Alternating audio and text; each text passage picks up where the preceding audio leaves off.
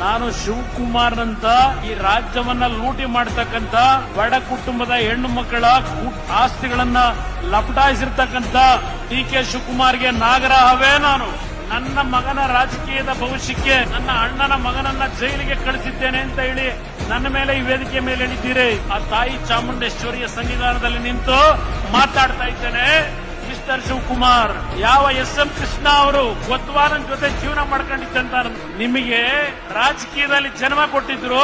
ಆ ಕುಟುಂಬದ ಒಬ್ಬ ಶ್ರಮಜೀವಿ ಸಿದ್ಧಾರ್ಥ ಅವರ ಮರಣಕ್ಕೆ ಆತ್ಮಹತ್ಯೆಗೆ ಕಾರಣ ಯಾರು? ಜನಗಳ ಮುಂದೆ ಇಡ್ತೀರಾ ಇದನ್ನ ಜನಗಳ ಮುಂದೆ. ನಿನ್ನೆ ತೊಡೆ ತಟ್ಟಿದ್ದೀರಿ, ಸ್ವೀಕಾರ ಮಾಡಿದ್ದೇನೆ. ಮಿಸ್ಟರ್ ಡಿ.ಕೆ. ಸ್ವೀಕಾರ ಮಾಡಿದ್ದೆ. ನಾನು ಶಿವಕುಮಾರ್ನಂತ ಈ ರಾಜ್ಯವನ್ನ ಲೂಟಿ ಮಾಡತಕ್ಕಂತ ಬಡ ಕುಟುಂಬದ ಹೆಣ್ಣು ಮಕ್ಕಳ ಆಸ್ತಿಗಳನ್ನ ಲಪಟಾಯಿಸಿರ್ತಕ್ಕಂತ ಡಿ.ಕೆ. ಶಿವಕುಮಾರ್ಗೆ ನಾಗರಹವೇ ನಾನು.